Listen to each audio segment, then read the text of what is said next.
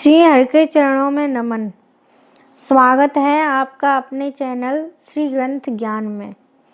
सनातन धर्म में अनेक व्रत और पर्व आते हैं, लेकिन उनमें से एक व्रत ऐसा है जिसे सभी एकादशियों का राजा कहा जाता है।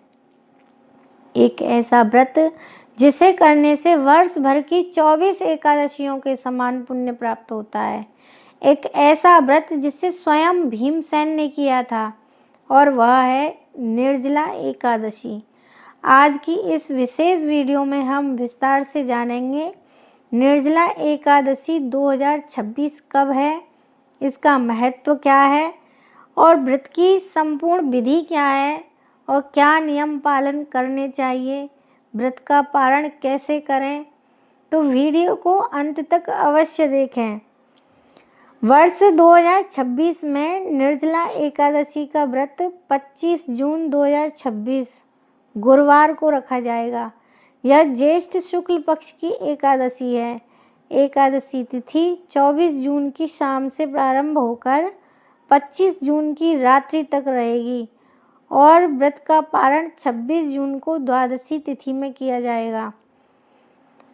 अब निर्जला एकादशी क्यों कहलाती है? निर्जला शब्द का अर्थ है बिना जल के।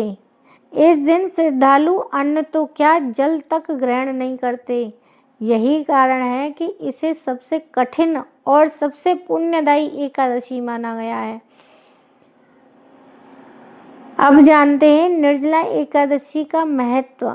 पद्म पुराण और अन्य ग्रंथों में कहा गया है कि जो व्यक्ति सभी एकादशियों का व्रत नहीं कर सकता, वह केवल निर्जला एकादशी का व्रत कर ले तो उसे सभी एकादशियों का पुण्य प्राप्त होता है।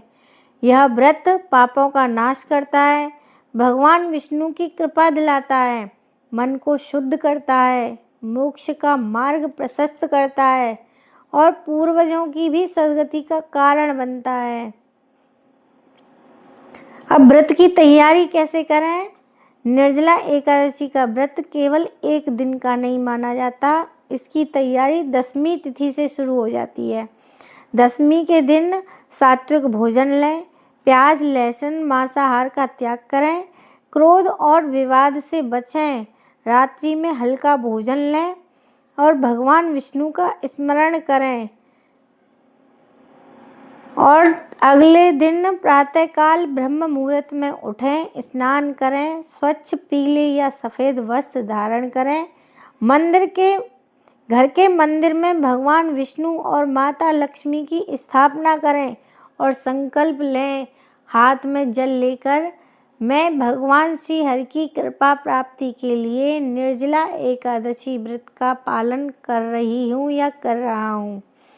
और पूजा की सामग्री तुलसी दल, पीले फूल, धूप, दीप, चंदन, फल, पंचामृत और पीला वस्त्र और तैयार कर लें। इसके बाद भगवान विष्णु को स्नान कराएं, चंदन लगाएं, पीले पुष्प अर्पित करें, तुलसी दल चढ़ाएं, घी का दीपक लगाएं और इस दिन पूरे दिन ओम नमो भगवते वासुदेवाय मंत्र का जाप करें, विष्णु सहस्त्र नाम का पाठ करें, भगवत गीता का पाठ करें, श्री हरि नाम संकीर्तन करें और गरीबों को दान दें।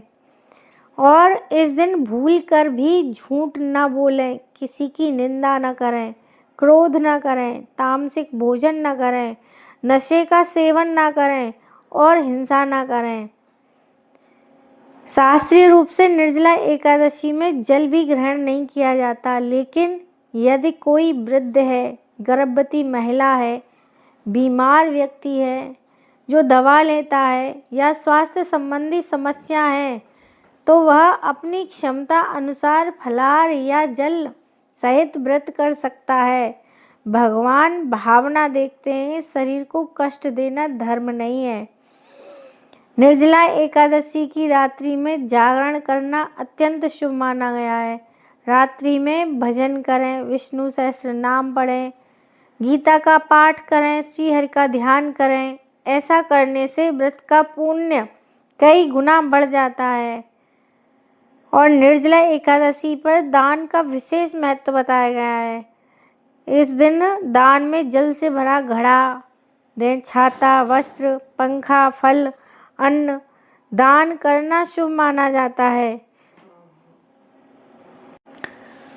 विशेषकर गर्मी के मौसम में प्यासे लोगों को जल पिलाना अत्यंत पुण्यदायी माना गया है।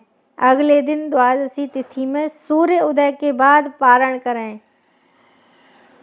पारण की विधि है, सबसे पहले भगवान विष्णु को भोग लगाएं, तुलसी युक्त जल ग्रहण करें, इसके बाद फल या सात्विक भोजन से व्रत खोलें। निर्जला एकादशी केवल भूखे प्यासे रहने का नाम नहीं है, यह इंद्रिय संयम का पर्व है। यह हमें सिखाती है कि मनुष्य केवल शरीर नहीं है, आत्मा भी है। जब मनुष्य अपनी इच्छाओं पर नियंत्रण करना सीख जाता है, तभी उसका आध्यात्मिक उत्थान प्रारंभ होता है। विशेषकर गर्मी के मौसम में प्यासे लोगों को जल पिलाना अत्यंत पुण्यदायी माना गया है। अगले दिन द्वादशी तिथि में सूर्य उदय के बाद पारण करें। पारण की विधि है, सबसे पहले भगवान विष्णु को भोग लगाएं, तुलसी युक्त जल ग्रहण करें, इसके बाद फल या सात्विक भोजन से व्रत खोलें। निर्जला एकादशी केवल भूखे प्यासे रहने का नाम नहीं है, यह इंद्रिय संयम का पर्व है। यह हमें सिखाती है। तो प्रिय भक्तों, यदि श्रद्धा, विश्वास और भक्ति के साथ निर्जला एकादशी का व्रत किया जाए तो भगवान श्री हरि की विशेष कृपा प्राप्त होती है। तो आइए इस निर्जला एकादशी का हम सभी भगवान विष्णु के चरणों में स्वयं को समर्पित करें और जीवन में धर्म, भक्ति और सदाचार को अपनाने का संकल्प लें। मिलते हैं अगली वीडियो में, तब तक के लिए हरे कृष्ण।